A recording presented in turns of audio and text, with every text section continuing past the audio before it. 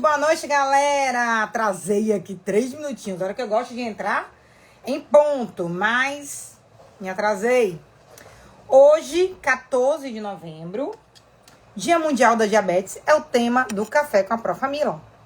Então, live de hoje, vou colocar aqui o tema Dia Mundial. Peraí que já falo com vocês. Mundial da Diabetes. Olha, vai bater um papo bem interessante, importante. Vamos chamando aí, gente, para assistir essa nossa livezinha que tá acontecendo toda quinta-feira, de meia hora aqui, tá? Das 18h30 às 19 horas. Sempre para trazer um tema de saúde, diagnóstico, medicamento, tratamento, enfim. Tudo voltado à área, né? Que eu trabalho, que eu atuo. Então, deixa eu ver quem tá aqui na live. E vai chamando, gente, que é o tempo de a gente ir começando. Rai, boa noite. Fábio, Cleves, amigo, um beijo, que saudade de você. Luana, Reniele, Manu, Pati.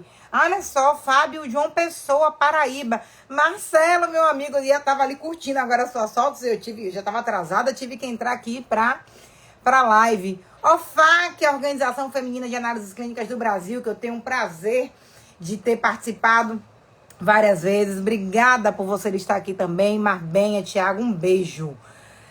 Olha, está na ilha, Paty. Que bom, fico feliz. Que bom. Marcelo, meu querido amigo, estávamos agora no Congresso de Ciências Farmacêuticas lá em Foz. Uma honra, né? Ter viajado, estado do lado, aprender tanto com vocês. Foi muito, muito bom. Então, hoje, 14 de novembro, é o Dia Nacional, né? O Dia Mundial, né? Da diabetes. Então, tem um intuito, claro, de a gente estar falando sobre como combater, prevenir, né? A prevenção, principalmente. Eu até estava pegando alguns dados para trazer aqui para vocês. E hoje, para vocês terem uma ideia, a gente está em 2024. As últimas análises estatísticas mostram que 537 milhões de adultos têm hoje diabetes. Mas obrigada ao maridão também. Um beijo, amor. 537 milhões de pessoas estão com diabetes. Esse número pode ser um pouquinho maior, porque esse dado foi de 2021. Mas a previsão é de que aumente para 578 milhões de pessoas convivendo com a diabetes em 2030, daqui a 6 anos. 700 milhões em 2045 e 1,3 bilhão de pessoas até o ano de 2050. Então, assim, uma doença que é totalmente prevenível, uma desordem metabólica que a gente pode evitar. A gente tem manejo, depois, uma vez também que ela esteja instalada, ok, você já vai fazer parte da estatística, mas você pode controlar para viver bem e minimamente saudável e não ter nenhum risco, né? Porque a grande questão é a doença ela ser sorrateira e levar a uma série de outras comorbidades que, às vezes, são as grandes causadoras de óbito, né? As comorbidades que estão ali atreladas à diabetes. Então, profa, são todos diabetes tipo 2? Não, mas 90%... Não, nessa conta aí é todo mundo, Cleves. Mas 90% é tipo 2, praticamente. Mas aí nessa conta é todo mundo que é diabético 1 e 2, tá? Nessa conta aí de até 2030, 578 milhões de pessoas. Muita gente chegando. Boa noite, boa noite. Dani Maciel, Rui Ribeiro, Maria Oliveira. Deixa eu ver mais quem tá chegando. Egler, Fran Egler. Olha que nome diferente, bonito. Lívia, Bart, Camila, Almeci. Sejam bem-vindos, gente. Qual é o meu intuito de falar sobre esse tema hoje? Claro, pegar o dia, tem essa importância, essa relevância. Eu fiz aqui, pontuei aqui algumas coisas que eu queria falar com vocês todos, na verdade. Porque, assim, de fato, no Brasil temos hoje aí 20 milhões, cerca mais ou menos 20 milhões de pessoas que estão convivendo com diabetes. Uma doença que muitas vezes você não sabe que está, porque tem pacientes que são assintomáticos, fato, não sabe que estão ali convivendo com essa condição de hiperglicemia, que é, na verdade, o conceito, né? O que consiste a diabetes? É você ter ali um estado, na verdade, de hiperglicemia. E que pode, de fato, você não tá sentindo nada, ser assintomático, mas com o passar do tempo, você sem se cuidar, essa hiperglicemia, aumentando a viscosidade do sangue, vai acarretando uma série de comorbidades, principalmente porque vai lesionando o endotélio vascular. Isso a gente já sabe, aí vai causando hipertensão, está associado com a síndrome metabólica, aí vai causando retinopatia, neuropatia periférica, várias outras comorbidades. Até mesmo, por exemplo, de disfunção erétil, tudo vai acabando ali sendo envolvido, né, entrelaçado com essa alteração vascular e que vai comprometendo a irrigação de diversos tecidos. Então, aí começa a dificuldade de cicatrização, de cegueira, enfim, tantas outras comorbidades. E, claro, a falência, o fígado e o pâncreas, né, são órgãos que são importantes para o metabolismo da glicose, então eles vão ficando doentes. E aí, as suas outras funcionalidades também vão sofrendo prejuízo. Mas, ok, isso a gente entende muito bem, quem é da área da saúde, o que a diabetes é e o que ela pode causar. Mas a gente sabe que nesse ano de 2024, que está quase chegando ao fim, a gente no mês de março, a gente teve um simpósio internacional e foi promovido pela Federação Internacional de Diabetes, onde neste simpósio, nesse evento, tiveram mudanças no diagnóstico laboratorial da doença. A gente sabe, e eu quero puxar esse ponto aqui com vocês, que apesar de ser muito bem definido quais são os melhores exames que devem ser solicitados para que a gente diagnostique, olha, essa pessoa está com o diabetes mellitus, seja do tipo 1 ou do tipo 2. O que define estar com diabetes é a glicemia elevada. Depois disso, você vai entender a origem, a causa, os achados laboratoriais para saber qual o tipo. E na grande maioria das vezes, é a diabetes mellitus do tipo 2. Deixa eu só ver o que o Rui falou aqui. Tem hemoglobina glicada de 5,8, com insulina de 21. Como baixar esses números? MEV, mudança de estilo de vida. Você está lá no meio termo do pré-diabetes. Você tem uma desglicemia. Você tem que começar a mudar estilo de vida. Não precisa você entrar com medicamento agora. Mas você tem que correr aí, né? Para melhorar a sensibilidade à insulina, principalmente nos tecidos periféricos aí.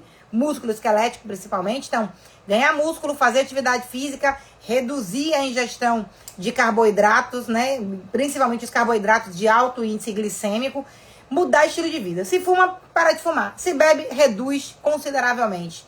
E atividade física sempre, e uma boa alimentação rica em fibras, principalmente proteínas também. E os carboidratos bons, né?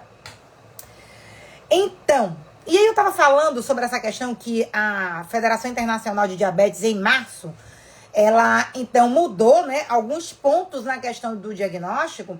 E no mês de junho, a nossa diretriz da Sociedade Brasileira de Diabetes já trouxe as novas recomendações e você consegue, inclusive, baixar gratuitamente na internet o PDF e já entender completamente todas essas mudanças. Nem todo mundo, nem todo laboratório também sabe até dessas mudanças, o que pra mim eu acho assim, cara, tá errado. Se a gente é da saúde, meus alunos BCP, da minha mentoria, em março, quando a Federação Internacional publicou essa mudança que ainda ia ser colocada, né, que na verdade eles estavam falando nesse primeiro simpósio, ainda isso ia ser implementado, meus alunos já sabiam em março de 2024. Quando em junho entrou, então, já na diretriz, e a gente já tem, então, na diretriz da SBD, a Sociedade Brasileira de Diabetes, essas mudanças importantes para todo e qualquer profissional da saúde. E foram mudanças que, a meu ver, foram mudanças para melhor, porque você tem hoje exames que você consegue mais rapidamente, de uma forma altamente sensível e específica, principalmente, diagnosticar a diabetes, sem alguns inconvenientes que alguns testes têm. Eu não sei se você está me entendendo, mas eu estou falando aqui do TOTG, o teste oral de tolerância à glicose. Coloca aqui nos comentários quem aí soube neste ano de 2024 que nós tivemos essa mudança desde o meio de março, que foi implementado em junho, essa mudança em relação à determinação do TOTG, o teste oral de tolerância à glicose. Quem aí já está por dentro dessa mudança? Se for meu aluno, fica quieto, não fala nada, porque meu aluno já sabia desde março. Mas você, seguidor, que talvez não tenha ouvido falar, me conte aqui nos comentários. Você sabe que mudança foi essa que nós tivemos esse ano em relação ao diagnóstico laboratorial da diabetes mellitus?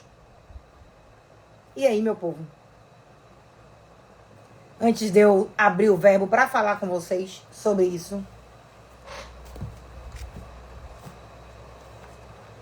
E algo muito importante aqui, tá? Que eu também quero falar nessa questão do TOTG, que é o que a gente vai basear na live de hoje. E aí? Ninguém me conta. Marlon, querido, um beijo grande. Você que é da área da saúde, me conta se você... Ó, a Valéria disse que não soube. Quem ainda não está por dentro das atualizações no diagnóstico da diabetes, que começaram a surgir lá no mês de março de 2024, tem laboratórios pelo Brasil que já estão implementando e eu sei que tem laboratórios que não. Olha, a Fran também disse que não soube. Estão precisando ser meus alunos, hein? Ir lá para a mentoria BCP. Ou então, agora na minha Black Friday, entrar no BCP Pocket. Eu vou colocar também essas aulas lá. Tá? Para vocês se atualizarem sobre tudo. Então, pelo que vocês estão me dizendo aqui, vocês não souberam, né? E assim, estamos em novembro, 14 de novembro. Então, que bom que vocês estão aqui. O ano não acabou, então você não vai passar de 2024 sem saber que tivemos mudança no diagnóstico da diabetes. Primeira coisa que eu já quero chamar a atenção, meus alunos trazem muito esse ponto e que eu não entendo. Por que uma pessoa que já tem o diagnóstico de diabetes mellitus, eu não entendo porque às vezes alguns prescritores solicitam o exame do TOTG, a curva glicêmica, o teste oral de tolerância à glicose. Gente, o TOTG não é exame de monitoramento, acompanhamento da diabetes para saber se aquele paciente está atingindo a sua meta terapêutica. Não é, definitivamente não é. É só abrir a diretriz da Sociedade Brasileira que vão encontrar. O TOTG é um exame que é mais desconfortável, a pessoa vai ter que fazer mais de uma medição. E é por isso que tivemos a mudança nele também esse ano. É uma das razões. Mas eu já quero deixar aqui bem claro nessa live. E já vai aqui curtindo, mandando setinha aqui nessa seta, enviando a live para outras pessoas, para o Instagram entender que eu não estou aqui falando abobrinha, que é um assunto relevante. Então, apoiem a causa aqui da professora com essa live toda quinta-feira, tá?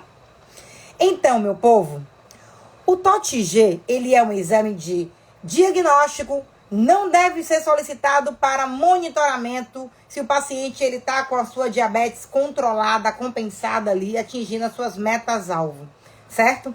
E o fato de a pessoa ter que tomar aquele xarope, fazer aquela sobrecarga de glicose e anidra, aquilo ser um certo inconveniente, tem laboratórios privados que utilizam, né, scalp ali, para ficar mais fácil, não ter que toda hora ficar furando o paciente em cada medição.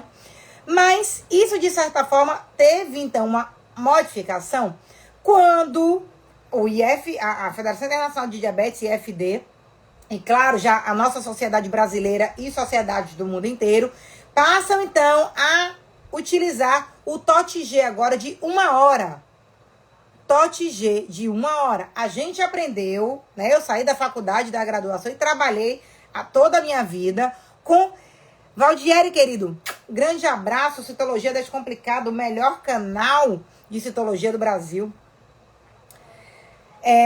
Então, assim, o TOTG, ele pode ser feito com até 1 hora. A gente antigamente fazia a coleta na admissão, tempo zero, aí fazia com 30, 60, 90, 120. Era quase uma música de pagode daqui de Salvador. E às vezes fazia 0, 120, 0, 60, 120, né? Mas a pessoa tinha que ali ficar 2 horas dentro do laboratório para realizar o teste oral de tolerância à glicose.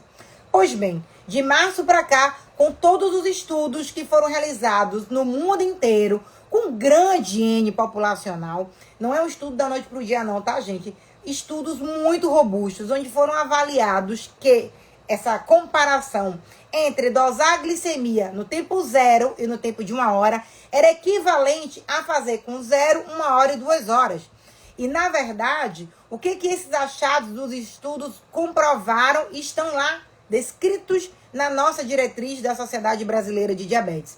O TOTG, fazendo com 1 hora apenas, é um teste mais prático, que é superior em sensibilidade para detectar indivíduos, tanto com pré-diabetes, ou seja, com risco de evoluir para um quadro de diabetes mellitus franco, ali do tipo 2, tem uma boa acurácia para detectar pré-diabetes, né? De forma também ali precoce.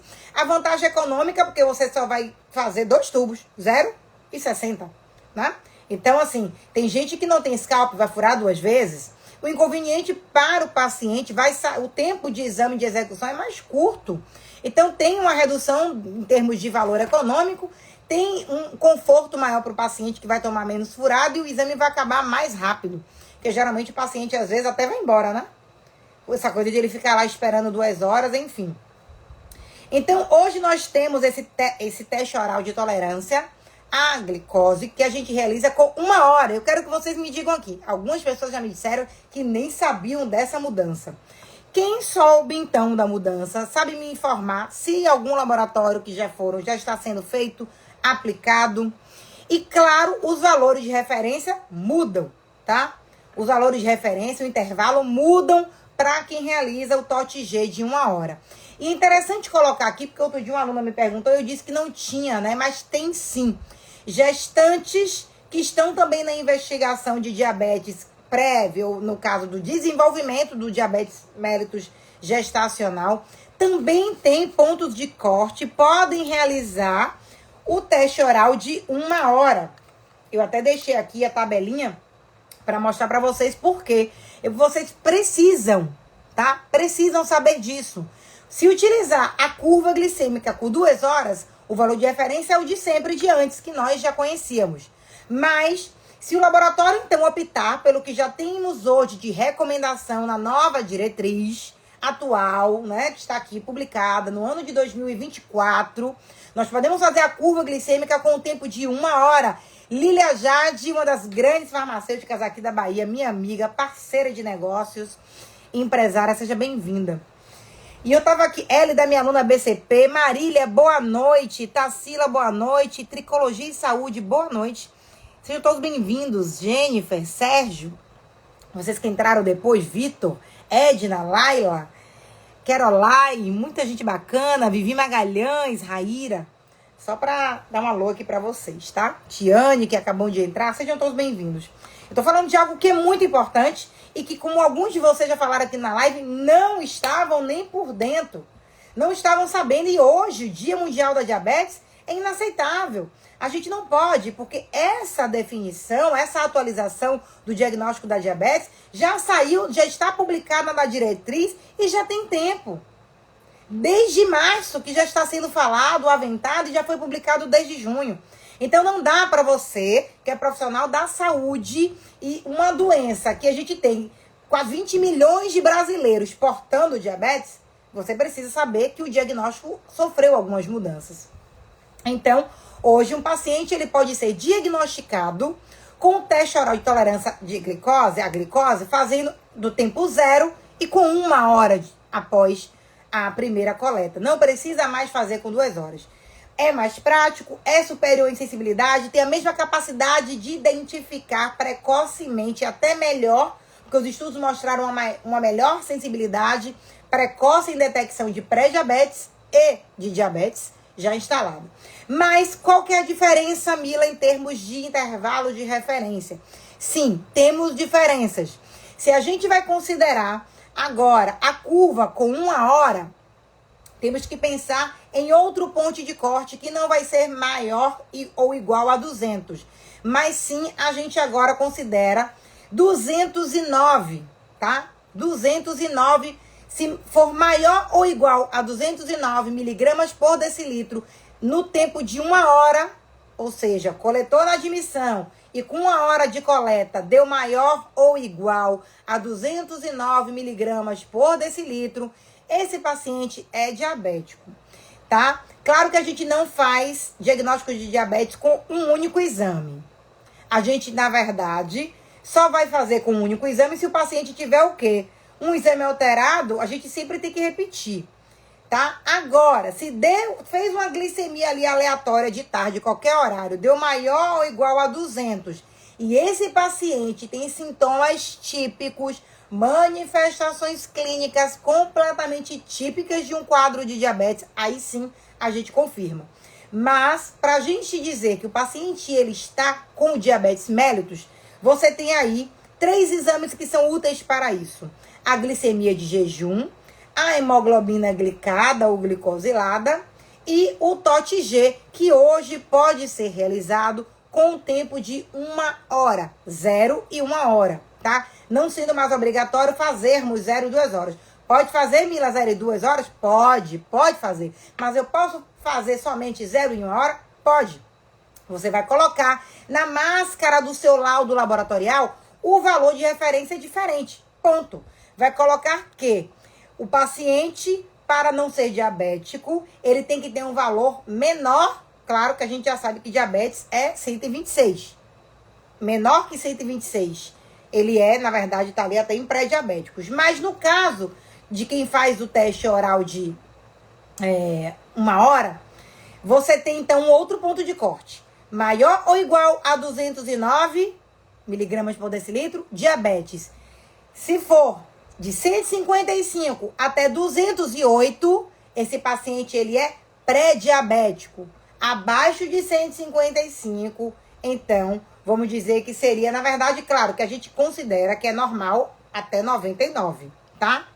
Mas a gente vai considerar 155 a 208 e maior ou igual a 209 diabético. E nesse range de 155 a 208 a gente chama de pré-diabético, tá certo? Vocês encontram isso, inclusive, na diretriz da Sociedade Brasileira de Diabetes. Vai ter lá a tabelinha mostrando tudo. Quais são os critérios para você considerar normoglicêmico, desglicêmico, tá? Ali, na verdade, ou nesse inteirinho. Então, se você tem hoje um paciente que faça o TOT-G de 1 hora, você vai considerar o quê? De 155 até 208, pré-diabético. 209, diabético. Abaixo de 155, vai ser considerado normal, na curva, tá? Mas, claro, glicemia, se a gente for pensar de jejum, não é de 1 hora. De jejum, tem que ser, todo mundo é menor que 100, até 99. E claro que 99 não é um valor bom, né? Obviamente, já tá ali forçando o seu pâncreas. Mas, se então utiliza a glicemia de jejum e, por exemplo, uma curva, 2 exames, para então confirmar, a gente vai pensar, vai fazer curva, vou fazer curva. Qual a curva? 0 e 1 hora ou 0 e 2 horas? Ah, eu já vou fazer de 0 e 1 hora, mais prático, alta sensibilidade, né? Então, assim, menos custo, menos gasto com coleta, com inconveniente para o paciente. Então, a gente, no tempo de 1 hora, a gente diz que no resultado da glicemia de 1 hora, se tiver abaixo de 155, ele não é diabético, ele é normal. Se no tempo de 1 hora estiver entre 155 até 208, tá ali pré-diabético, né? Já com a resistência insulínica, uma intolerância à glicose, ou a gente chama de glicemia alterada, de desglicemia. Agora, se já está maior ou igual a 209 miligramas por decilitro, é diabético, tá? Agora, se a gente faz, então, a curva de 2 horas, convencional de antigamente, nada mudou. Menor, no tempo de 2 horas, se for menor que 140, não tem diabetes.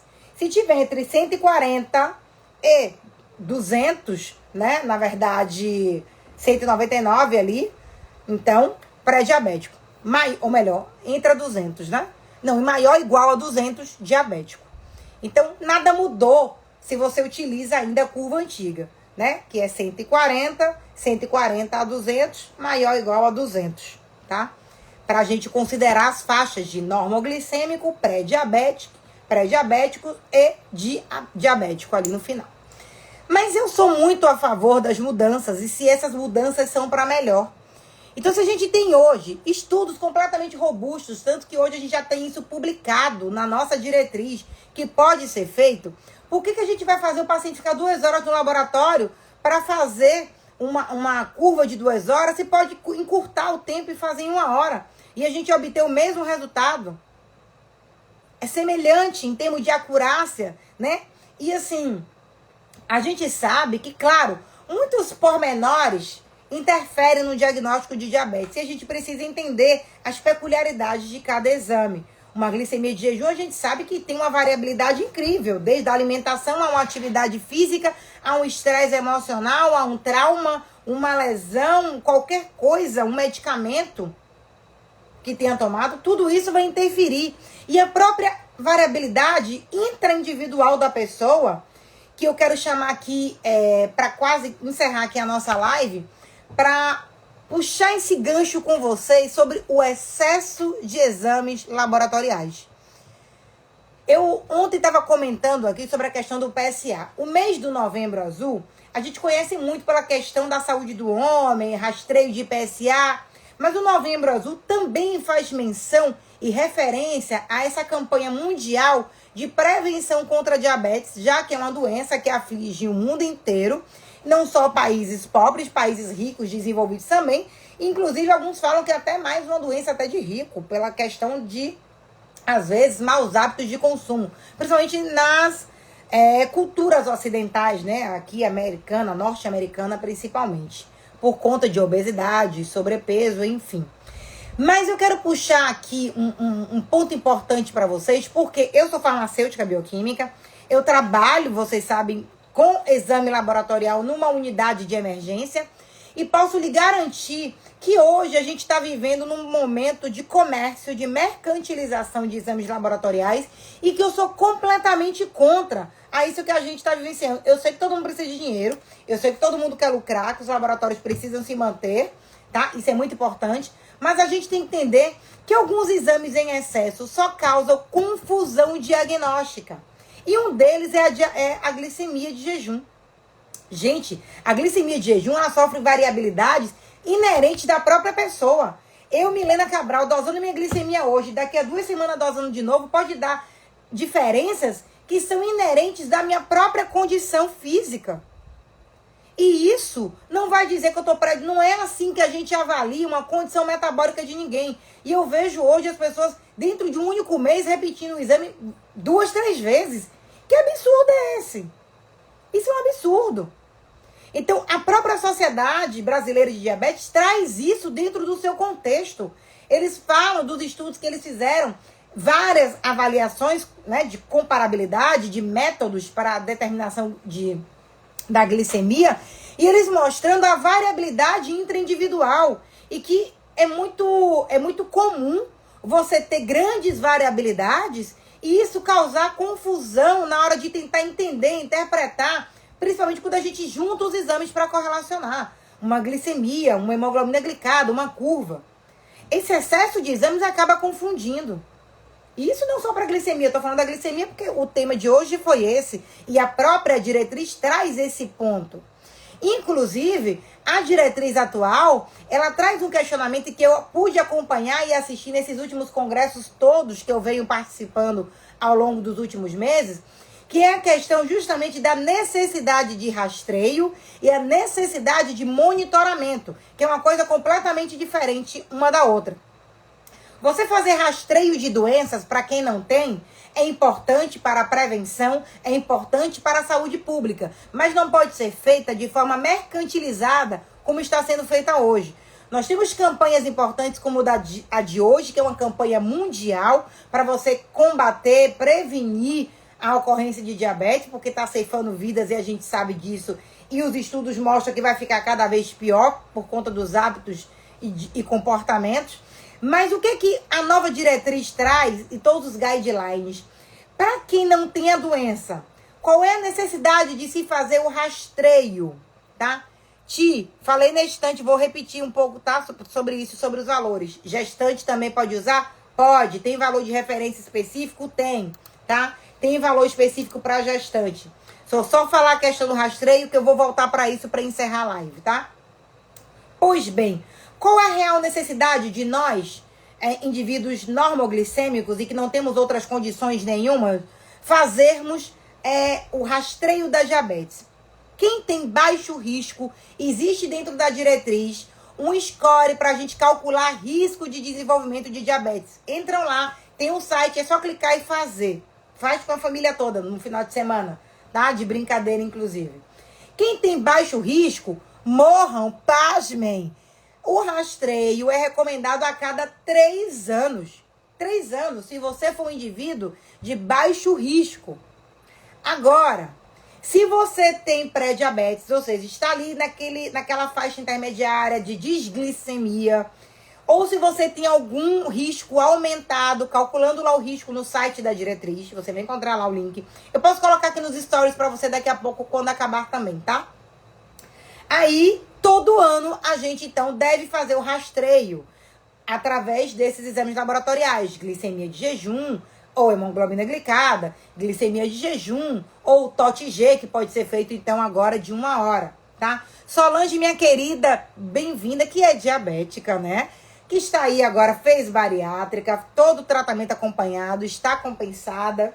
E é muito importante, né, a gente se cuidar e entender essas doenças metabólicas, o que elas podem causar de fato. E às vezes é muito importante, porque às vezes a gente estereotipa, né, a diabetes, mas eu conheço muitas pessoas que estão vivendo super bem, que não tem comorbidades, não teve nenhum tipo de sequela, mas também conheço o outro lado, de gente que fez amputação de membros, que teve cegueira e outras alterações.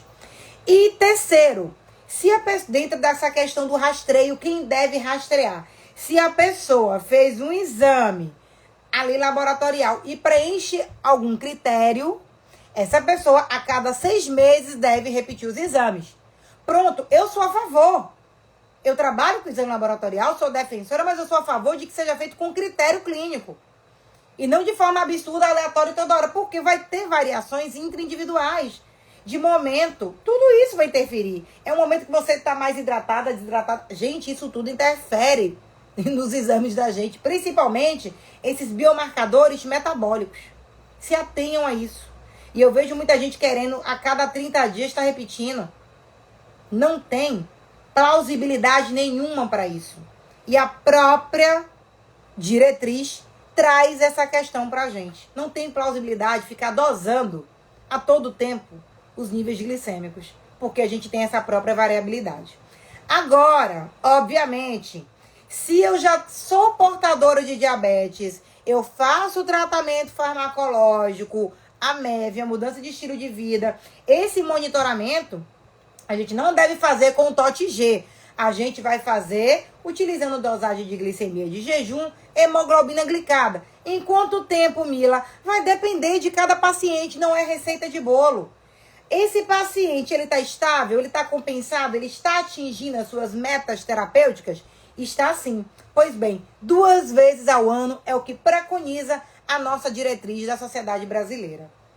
Agora, se o paciente é diabético, ele está descompensado, ele não está conseguindo atingir as metas, entrou com outro medicamento, né, não está atingindo a meta para hemoglobina glicada, está tendo sintomatologia, prejuízo na qualidade de vida, essa pessoa a cada 3 meses deve fazer um monitoramento laboratorial. E claro, aquele até também que faz em casa, e hoje tem aquele mais caro, né? Que você coloca aqui no braço e faz a medição contínua e vai te dar a média ali diária. Mas ele é bem mais caro. Mas existem essas diferenças. Não é todo mundo colocado na mesma régua, sabe? E eu acho que a gente precisa cada vez mais vir aqui e falar sobre isso. A importância dos exames laboratoriais, mas desde que eles sejam feitos de forma responsável e ética. E o que eu estou vendo, principalmente aqui dentro das redes sociais, é que isso não está acontecendo. As pessoas estão solicitando exames Ctrl-C, Ctrl-V, que não tem nenhuma vamos dizer assim, especificação ali para cada tipo de paciente, e muitas vezes é gasto de dinheiro. E gasto, mesmo que, mas foi pelo SUS, tá gastando dinheiro do SUS. Desnecessário. Então, vamos voltar para estudar, vamos voltar e ler o que tem lá na diretriz, vamos olhar cada paciente, cada caso com as suas peculiaridades. Então, se for fazer o rastreio, é diferente, tá? E se tem diabetes e for fazer o monitoramento, também é diferente, tá? Não precisa ficar fazendo exame toda hora. Nem mesmo quem é diabético descompensado vai ficar fazendo toda hora, tá? Vai ser a cada 3 meses. Mas já pra gente finalizar, a questão do TOT-G, que foi o ponto realmente, né, que eu queria trazer aqui na live de hoje, em relação ao tema, é que Mulheres gestantes que também fazem investigação diagnóstica, porque às vezes ela está gestante e tem já diabetes, mas não sabe, descobre a diabetes na gestação. E tem aquelas que não tinham diabetes e que desenvolve diabetes gestacional. E tem aquelas que já era diabética, já sabia e vai fazer todo o controle, o seu tratamento certinho durante a gestação. Pois bem, esses pacientes a gente sabe que o valor de glicemia tem que ser menor que 92 para ser considerada normal. Um pouquinho menor que o indivíduo que não esteja gestante, que é 99. Então, para as mulheres gestante, o ponto de corte é de 92 miligramas por decilitro. E aí o que pode ser feito se ela fizer, então, a partir da 24ª semana, tiver a obrigatoriedade de fazer, porque não é todas elas que têm, tá? Elas geralmente vão fazer o TOT-G na 24ª semana, quando tem uma glicemia de jejum alterada ali no primeiro trimestre. E aí pode ser feita a curva antiga, de 2 horas, como pode ser feita a curva atual, de até 1 hora. Onde essa paciente ela vai ser considerada diabética se no jejum for, então, ali maior de qualquer forma que 92, tá? E menor que 126, já é diabetes gestacional. E no caso para quem for fazer a curva em até 1 hora, esse valor de 1 hora é considerado diabetes gestacional se for maior ou igual a 180 miligramas por decilitro. Ah, Mila, e se fizer a curva convencional antiga, que faz com 2 horas, nada mudou. A mulher vai ser considerada com diabetes gestacional a partir ali de 153 até 200, ela está com diabetes gestacional sendo desenvolvida ali na gestação. Mas se fizer somente 0 e 1 hora, o tempo de 1 hora é maior ou igual a 180 miligramas por decilitro. Essa mulher está gestante, não tinha diabetes, fez a curva na 24ª semana, fez a curva de tempo de 1 hora, deu maior que 180 com 1 hora de dosagem, desenvolveu diabetes gestacional. Vai ter que tratar, monitorar, acompanhar, porque a gente sabe também dos riscos que podem acontecer tanto para a mãe quanto para o feto, né? E recém-nascido também. Podem nascer com sobrepeso, né? Com hiponatremia. E a mãe pode depois desencadear e se tornar diabética mesmo. Então, tudo isso precisa ser monitorado. E eu quero encerrar dizendo a vocês o seguinte. Que por mais que hoje a gente esteja vivendo um tempo até um pouco obscuro aqui dentro das redes sociais, com profissionais que infelizmente se vendem por dinheiro, por grana, a verdade é essa, e fazem coisas absurdas, é uma falácia a gente acreditar que quanto mais exames o paciente fizer, melhor. Não é assim. Quanto mais exame fizer, melhor. Estou prevenindo. Isso é usurpar das pessoas, né? Cada paciente é um paciente. A gente tem que olhar de uma forma muito especializada para saber as necessidades, as vontades, as crenças, a condição financeira, socioeconômica. E a gente vê como afunilar essa investigação laboratorial para que chegue a um desfecho diagnóstico fidedigno, respeitoso e ético. Então, eu quero terminar a live dizendo isso para vocês. Estudem, se atualizem. Segunda-feira vai sair a minha Bio Friday. Eu vou colocar tudo aqui direitinho. Aqui nos meus stories eu já coloquei hoje o grupo. Lá no grupo eu vou liberar um presente para vocês, tá? E também o site na segunda-feira, 18 de novembro, com os combos e promoções de cursos com 40% a 50% de desconto. Aproveitem porque no BCP Pocket, que vai estar pela metade do preço, já vai ter essas aulas, a diretriz, tudo falando sobre essa mudança no diagnóstico da diabetes, tá? E vocês vão poder aprender também, né, com vários casos clínicos. Tem casos clínicos também que falam de diabetes causada por medicamento. Enfim, outras situações metabólicas diversas. E que eu tenho certeza que isso vai ajudar muito a vocês a se manterem atualizados. Não dá para no tempo de hoje a gente chegar, agora o ano já está acabando, e a gente não se atualizar para as mudanças, para essas doenças que são tão prevalentes no nosso país, Doenças crônicas que afetam milhões de brasileiros, cerca de 20 milhões de brasileiros atualmente estão convivendo com a diabetes mellitus, que é muitas vezes sorrateira e a pessoa pode realmente vir a óbito, né, de uma forma assim que às vezes nem espera. Então, estudem, se atualizem. Eu perguntei para vários de vocês aqui, tirando meus alunos de BCP, que já sabiam de toda a mudança desde o mês de março, muita gente não sabia. Então, vejam bem quem vocês estão seguindo aqui nas redes sociais, quem vocês estão dando palco e achando que de fato são relevantes, porque muitas vezes não são. E se você é um profissional da saúde que quer ser bem-sucedido, valorizado, respeitado e quer ajudar as pessoas, que é o ponto principal, vocês precisam estudar, se manterem atualizados, porque é a melhor forma da gente ajudar as pessoas, inclusive os nossos próprios parentes. Eu vou colocar aqui nos stories também o linkzinho para vocês fazerem, tá? A avaliação dos critérios dos fatores de risco. Lembrando que eu falei aqui na live de hoje.